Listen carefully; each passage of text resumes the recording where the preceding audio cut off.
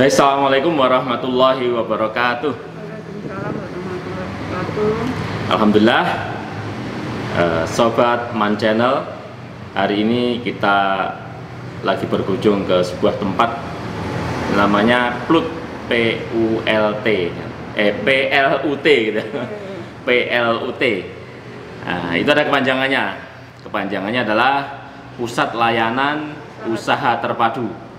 Nah, baik, telah bersama saya sekarang Ibu Eni sebagai penanggung jawab di Saya sebagai konsultan bidang pemasaran di PLUT Kabupaten Tulungagung. Baik, langsung aja saya sapa. Apa kabar Bu Eni? Alhamdulillah. Alhamdulillah. Jadi Bu Eni itu di PLUT ini sebagai penanggung jawab, Bukan. apa itu, konsultan? Sebagai Konsultan. Bidang pemasaran. Oke. Konsultan pendamping bidang pemasaran. Baik, jadi Bu Eni ini yang memang bagian ngurusi UKM, usaha kecil menengah se-Kabupaten Tulungagung. Baik, kita akan lakukan wawancara tanya jawab pada beliau. Jadi kepanjangan PLUT itu adalah Pusat Layanan Usaha Terpadu, gitu kan. Itu kalau boleh tahu di bawah departemen apa Bu Eni? Kalau panjangnya sebetulnya adalah PLUT KUMKM Tulungagung, Pusat Layanan Usaha Terpadu Koperasi Usaha Mikro Kecil Tulungagung ini Agak kencang. di bawah naungan dinas Kementerian Koperasi dan UKM. Jadi di bawah kementerian, tapi di sini di Tulungagung ini di bawah Dinas Koperasi dan Mikro. Oh, gitu ya. Jadi Jawa Timur itu yang sudah berjalan itu ada 4 yang sudah operasi ya, yaitu di Pacitan, daerah Pacitan, Batu, Malang, dan Tulungagung ini. Jadi ada 4 itu. Baik, pertama kali PLUT ini didirikan tahun berapa Bu? Didirikan pada tahun 2016. Bulan Desember. Jadi ini 4 tahun berjalan Bu ya? Ya, 4 tahun berjalan. Jadi tugasnya itu adalah melakukan pendampingan UKM se-kabupaten gitu kan. Kalau boleh tahu UKM di Tulungagung ini ada berapa jumlahnya? Kalau yang sudah ikut atau mereka yang selama ini sudah masuk di data sini, data PLUT KUMKM itu lebih dari hampir 500-an. 500 yang telah diverifikasi gitu ya? Kemudian kalau secara umum mungkin banyak ya, cuman yang sudah mengetahui mengenal PLUT dan berkonsultasi di PLUT KUMKM sekitar itu. Jadi ini para UKM ya, yang mungkin jumlahnya puluhan ribu Bu ya, Ya, di Tulungagung.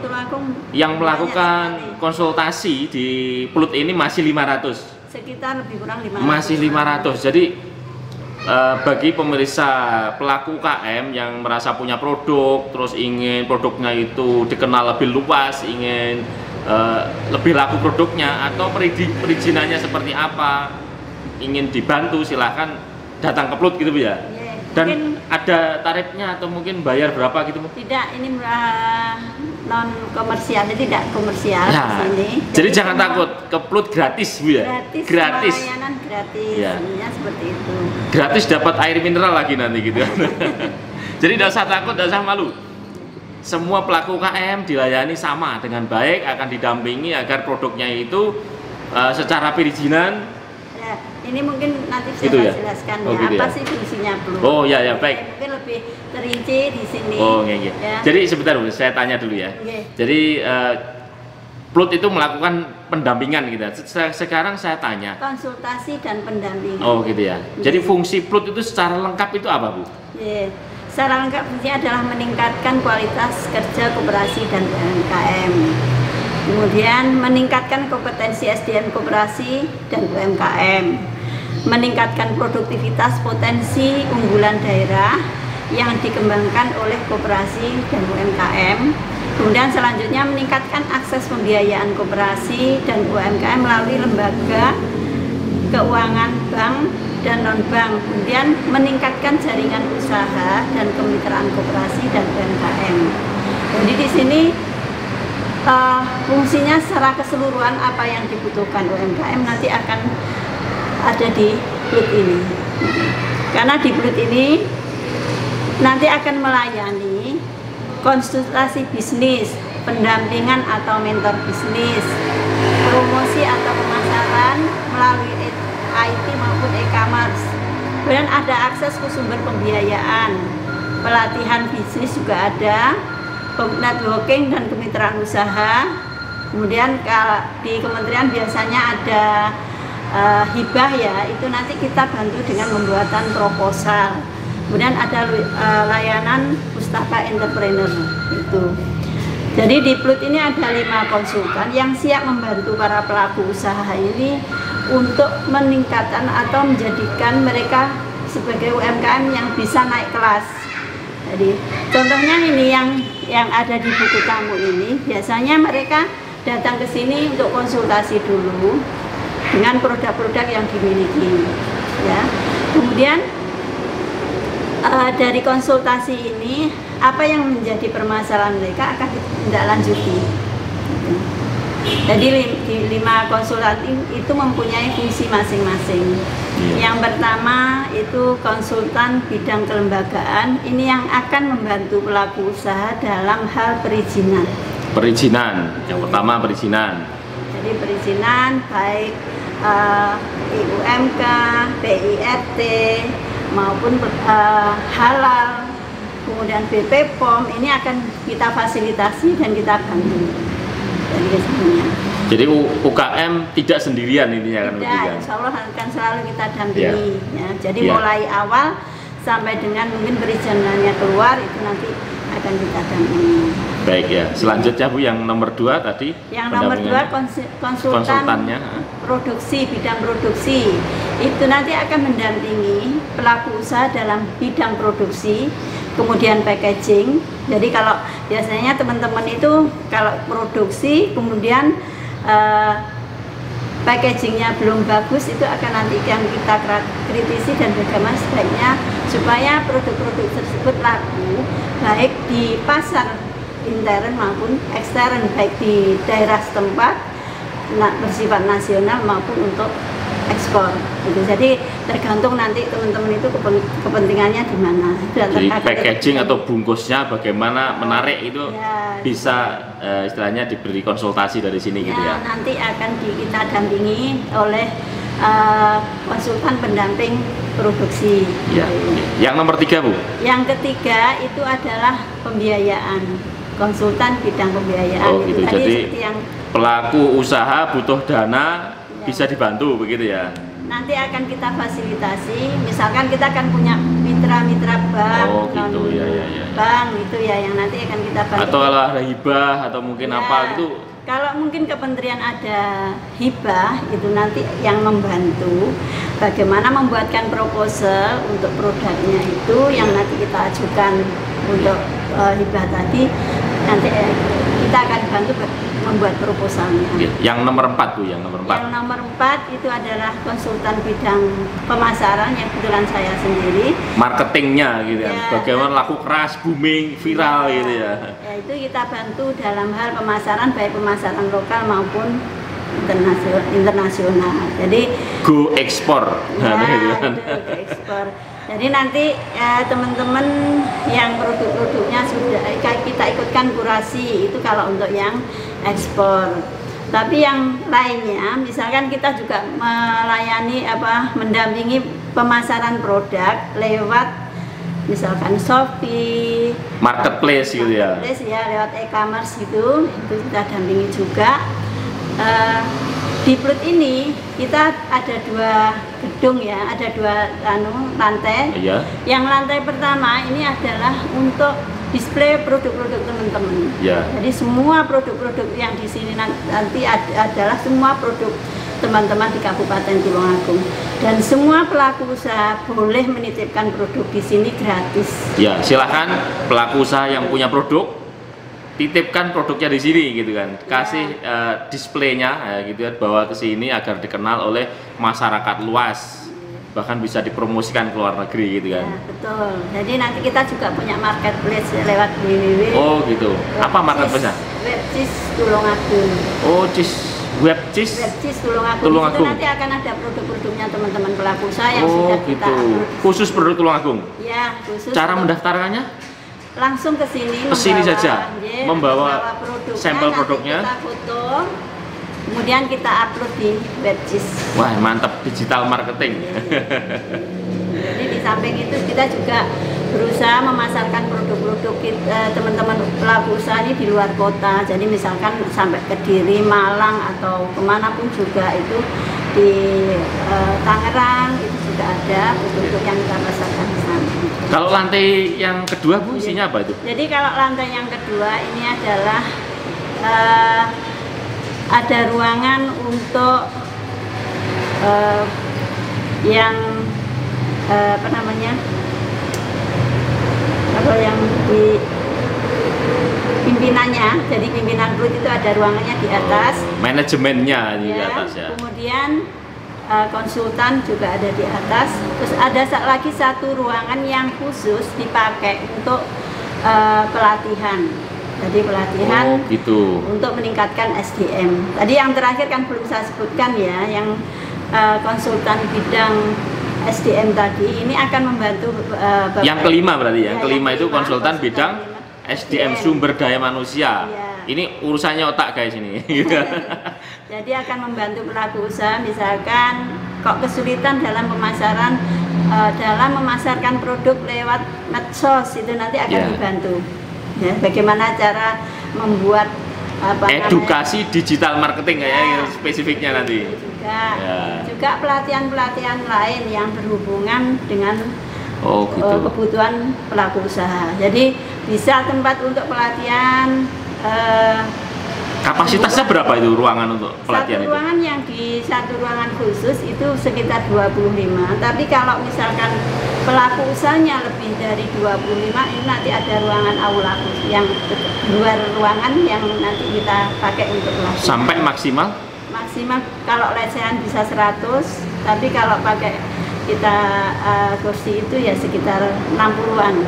Baik, sekarang Bu, untuk bisa ikut pelatihan SDM itu ya di lantai atas itu gimana caranya UKM itu melihat mengingat UKM jumlahnya mungkin puluhan ribu, yang aktif ke Plut ada 500 gitu kan. Itu bagaimana cara UKM bisa ikut pelatihan itu?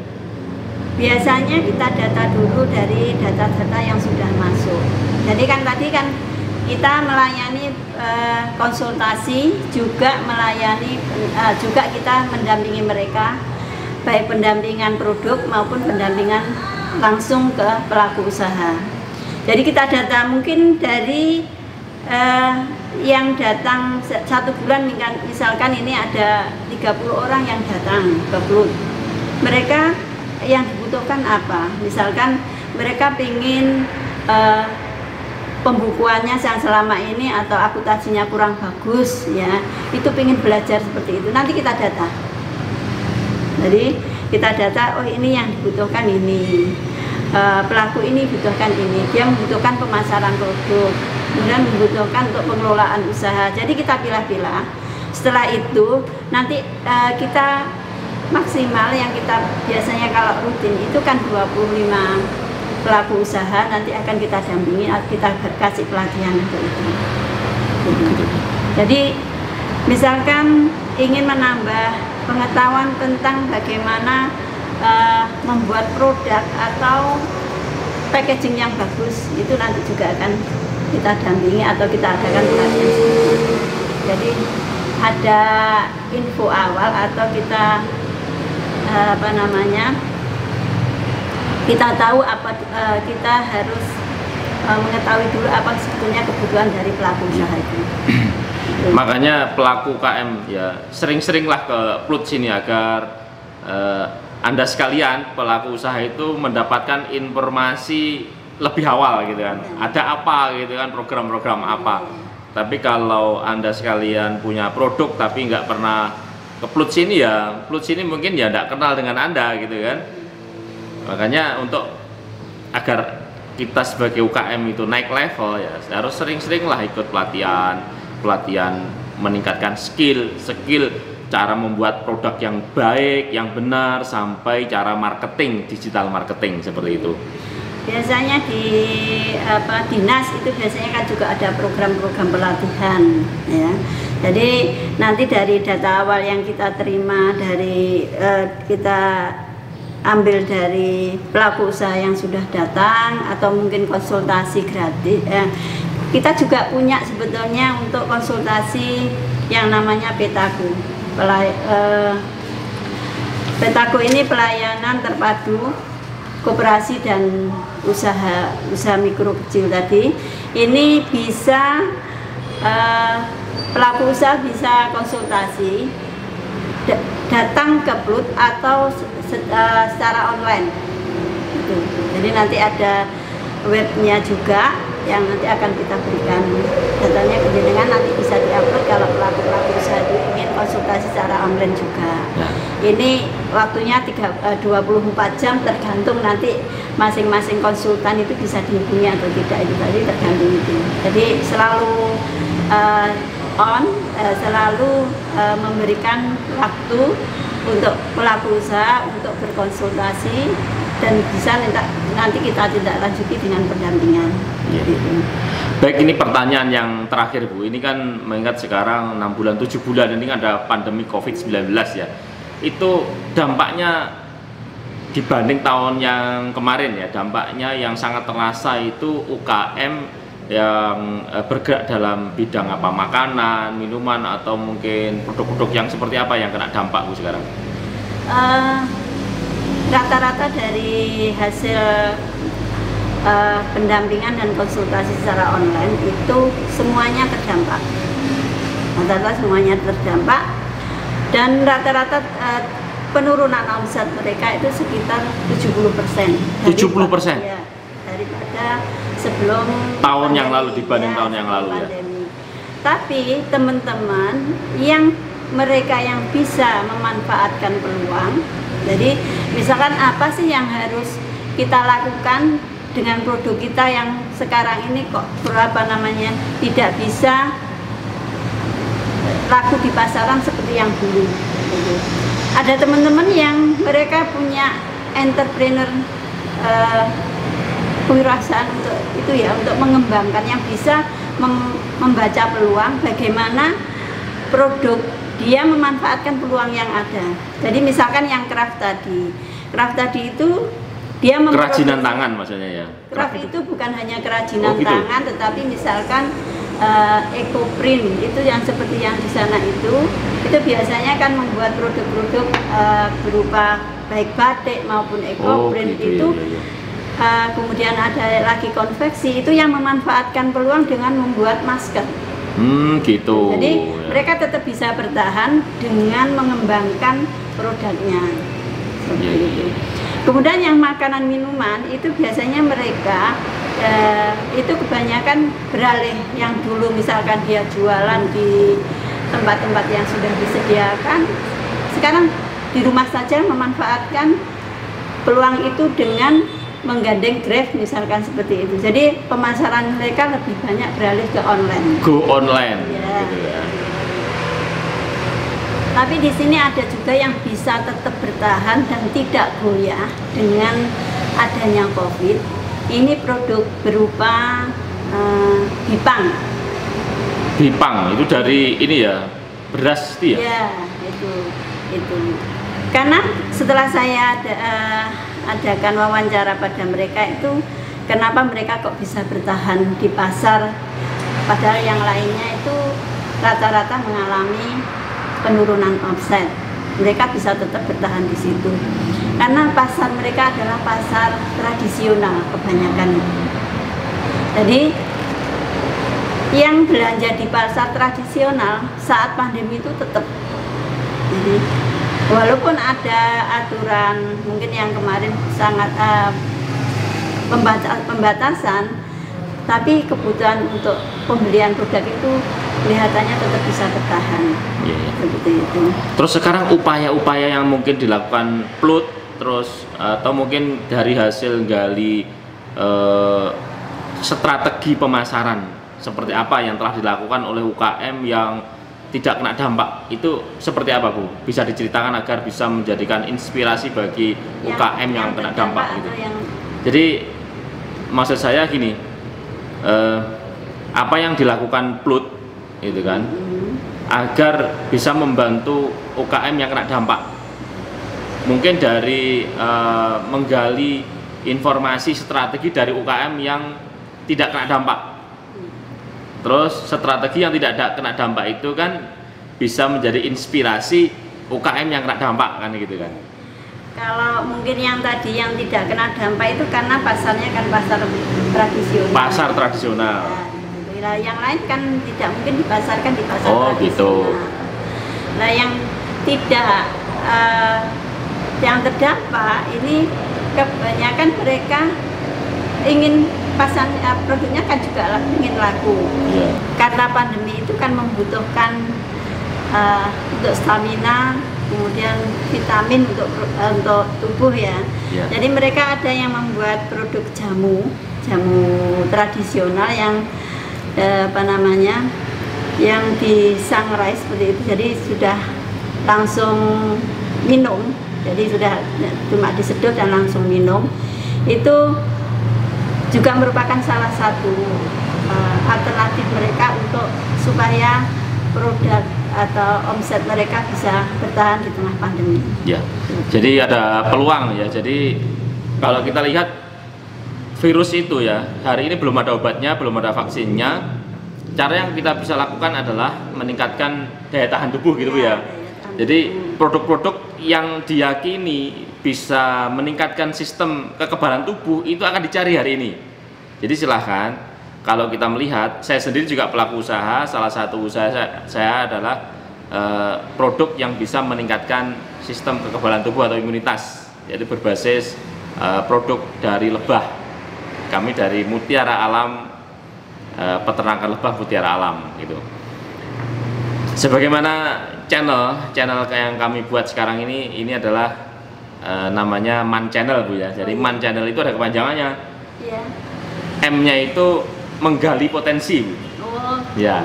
A itu alam, N-nya Nusantara. Oh. Jadi kami beserta tim ya, kita berusaha menggali potensi alam Nusantara ini.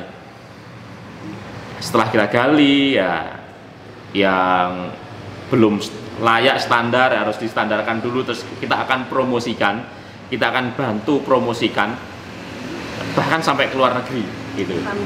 Itu usaha kami, semoga ya nanti lancar kan itu ya. Amin. Ini teman-teman kita juga sudah banyak yang ikut kurasi, jadi apa itu? Ikut kurasi produk yang mau ekspor juga. Oh gitu ya. Kemarin di Kabupaten Tulungagung di Pendopo juga ada kurasi produk pada tanggal hari Kamis. Kalau boleh tahu produk apa yang spesifikasi untuk ekspor Bu hari ini yang sudah masuk ke sini? Kalau di Tulungagung sebetulnya marmer itu juga sudah ekspor. Produk perbatuan. Ya. Nah, terus selain itu? Kemudian ada lagi makanan minuman itu juga sudah. Makanan minuman. Makanan terutama itu ya keripik itu sudah ada yang snack ya, gitu snack ya. Itu. Mungkin yang awet gitu ya, snack Ya, awet terus. Minimal 3 bulan bertahan. Kemudian produk teman-teman lain sambal, handicraft, kerajinan tangan itu? Kerajinan tangan yang banyak adalah ecoprint.